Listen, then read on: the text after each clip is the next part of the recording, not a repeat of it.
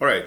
So there is no doubt that Bobi Wine has run the most inexpensive campaign, as well as the most successful campaign Uganda has ever had.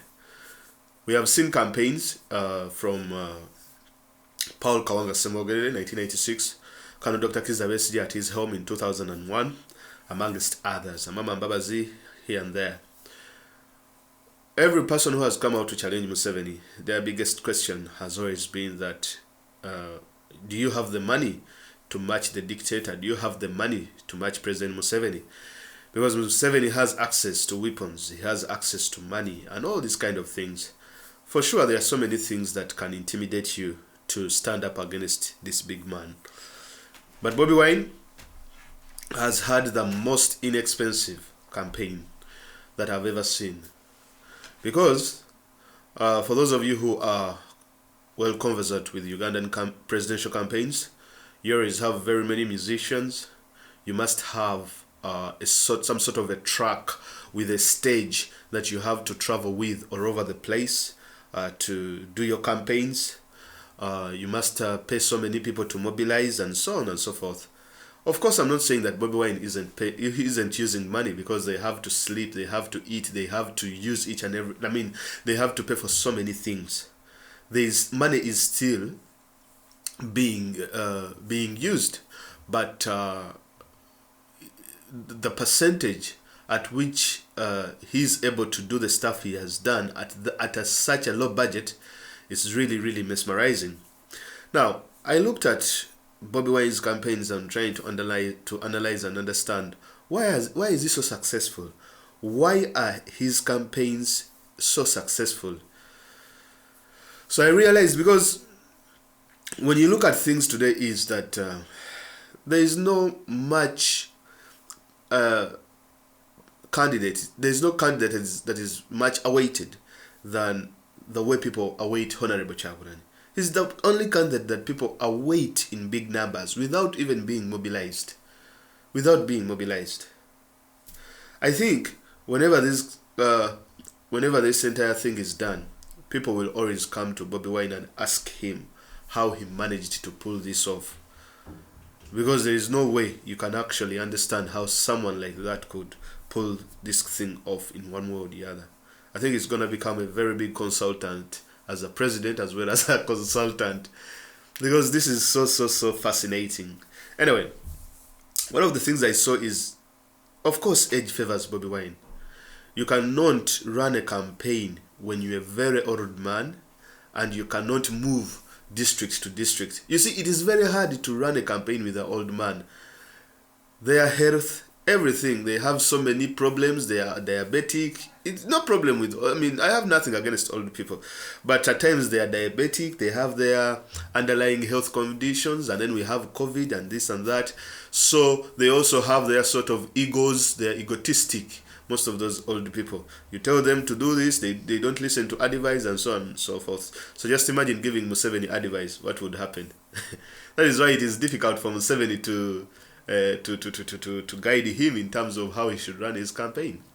But for Bobi Wine, being young and energetic, it makes him very, very strong to overcome intimidation, to overcome fear, and to overcome all these police blockades that they put against him and his supporters. You also see that Bobi Wine actually slept on the road twice. 2 times sleeping on the road. Just imagine Amama Mbabazi sleeping on the road twice. He would miss the next 4 or 5 campaigns. So when you're fighting a person like Museveni, you need someone who is as strong as that. You get it? So his strength, his age, his energy really makes him a very powerful candidate, as well as making his campaign very successful. Because I was looking at his campaign schedule. 3 rallies per day in different areas, and all areas are distant from the other. How do you pull that off? For those of you who have been in these rallies and campaigns, they can be very tiresome. But he's always up and ready to go to the next one, which is really interesting. Also, if you look at things, People Power and NUP is the most organized and well-coordinated political platform today under Bobi Wine that that it was well organized. There's good coordination, as well as the structures are working. Without organization, you can see that whenever Bobi Wine goes, people are already there. He's always on time.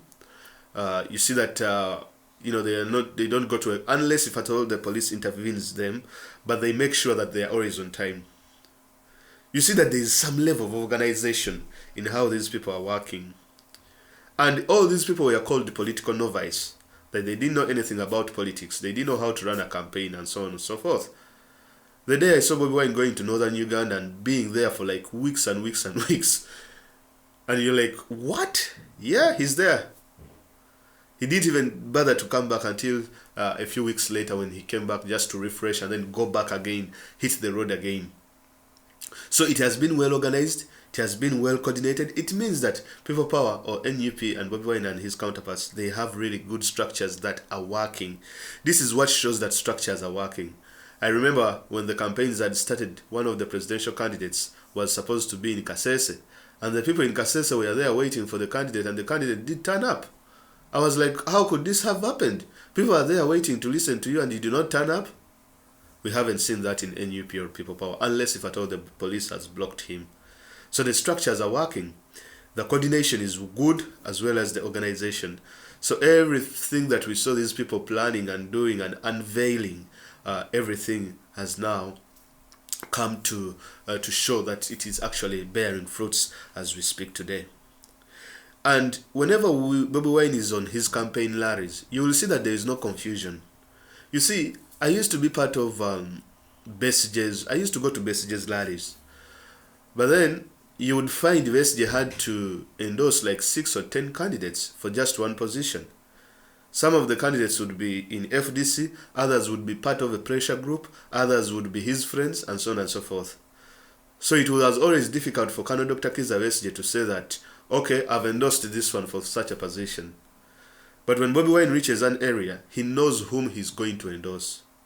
Unlike for other opposition candidates and other presidential candidates, they find it hard to know whom they are going to endorse in a particular position.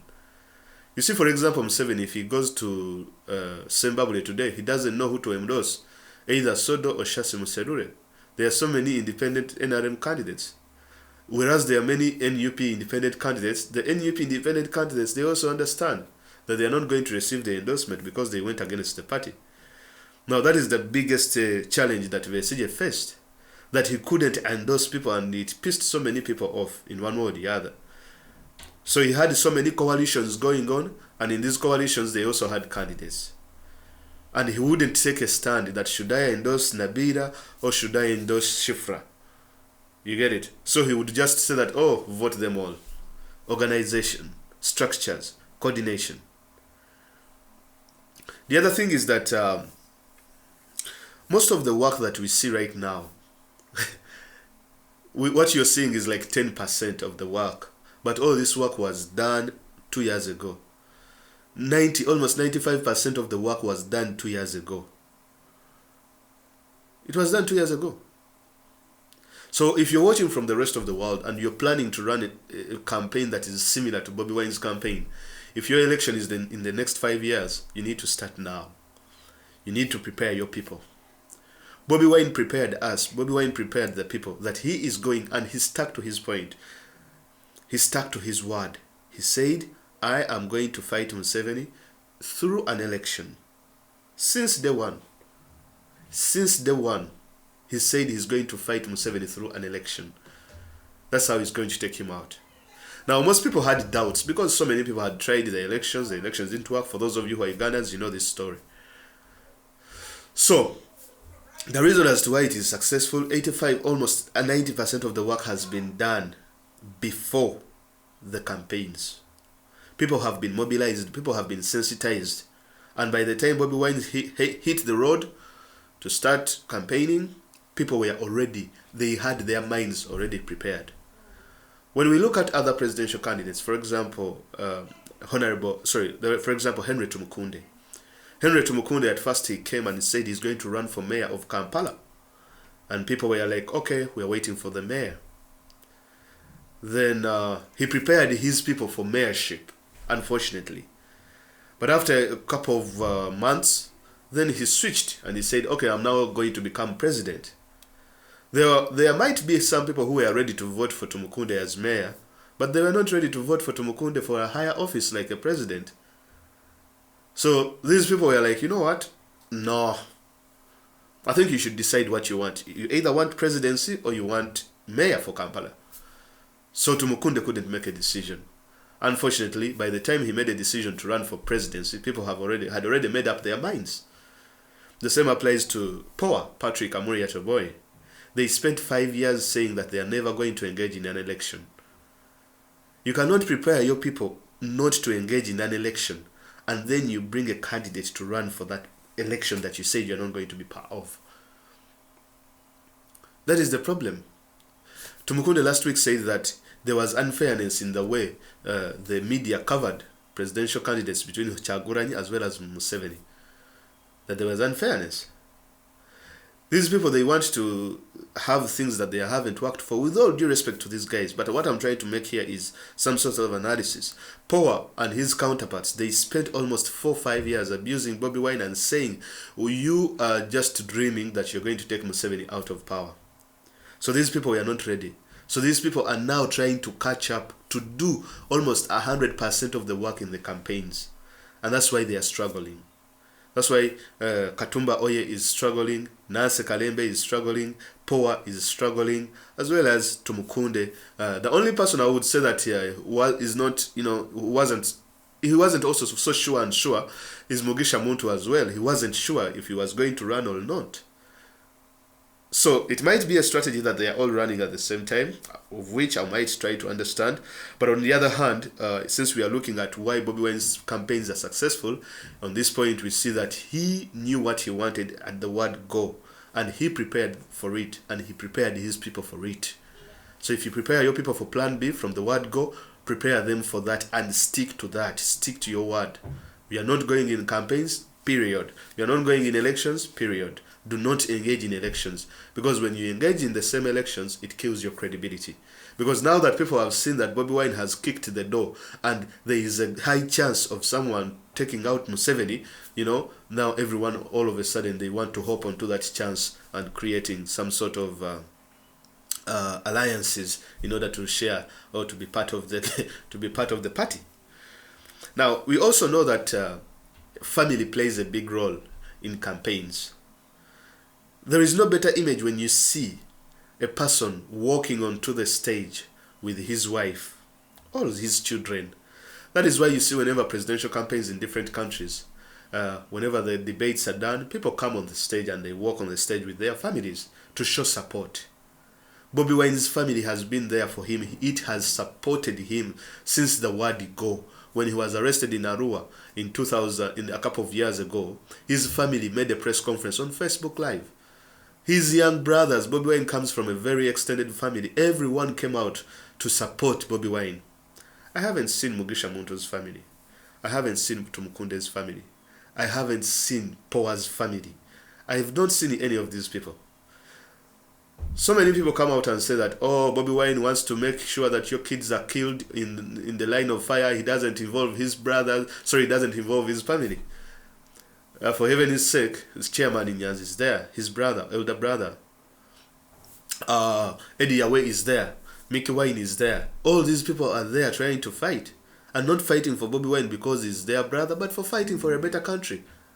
And the icing on the cake is Babi, the wife. She's now down in the trenches with Bobi Wine. Where are the wives for other presidential candidates?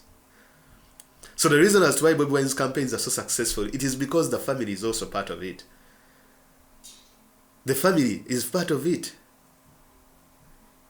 Babi has played a big role. I've seen Bobi Wine traveling with lots of youths with him. These people are his family. He raised them. He has grown up with them. They are so close. These are tight friends, so tight. I haven't seen people around Tumukunde and I say that is Tumukunde's friend, is a tight friend.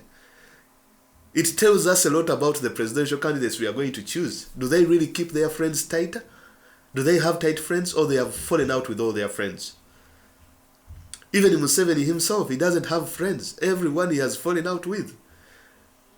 The Bukenyas, the Mbabazis, they are nowhere to be seen. The Amanya Mushegas, they are all gone. No friends. He now has the so-called Anites. They are the ones that are holding his bag. He tried to hire the girl, her daughter, but she was just making matters worse for him. So family plays a very big role. So if you do not have the family on your side, just forget about running for presidency. It's going to be hard for you.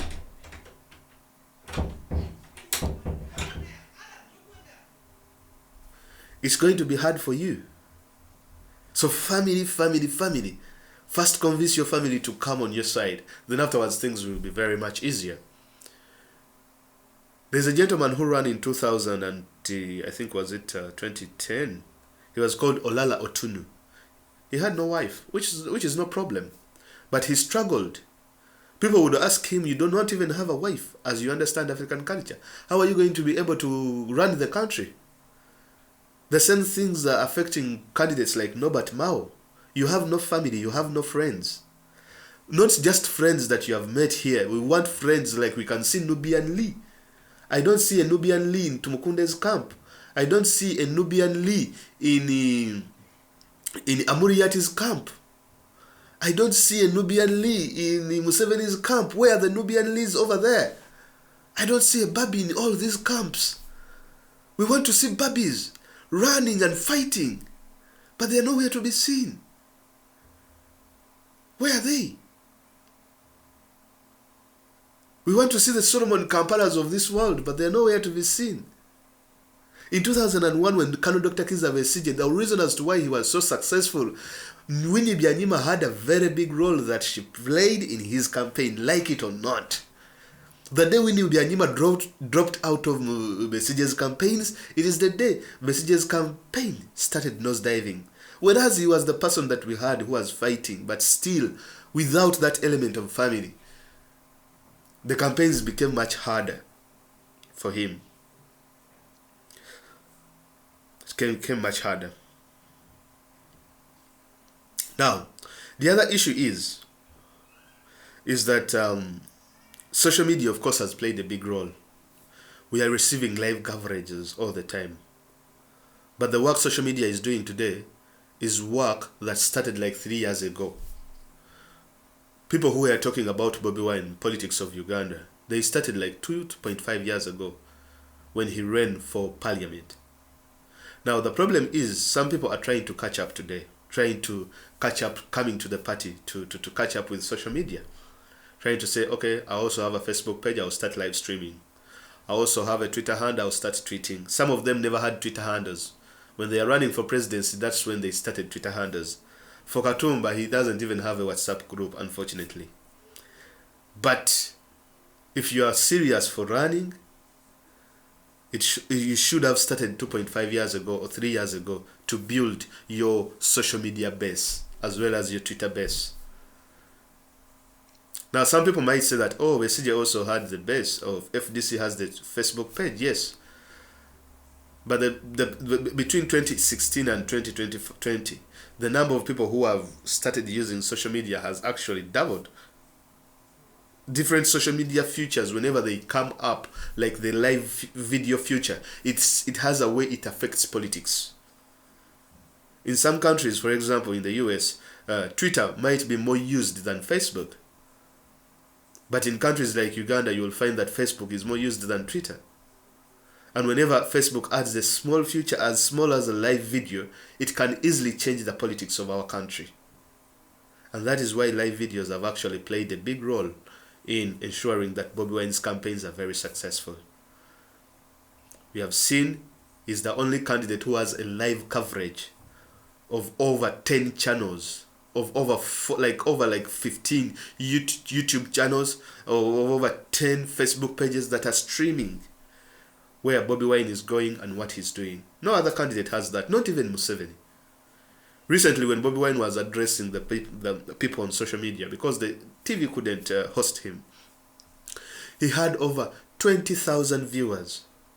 20,000 viewers On the other hand, Museveni had an address on the same day at the same time. Museveni had, I think it was around 7,000, not 7,000. It was around 1,700 viewers. All channels combined. That is, all media channels combined and radios and all his other people combined. It is because Museveni is used to using money in order to do his stuff. So in the NRM, if you don't pay people, they will not do the job. They are not tech savvy and so on and so forth. That's why you will find so much content of so much people power content and NUP content. Of course, this has helped Bobi Wine to push the message wherever he goes, whenever he goes.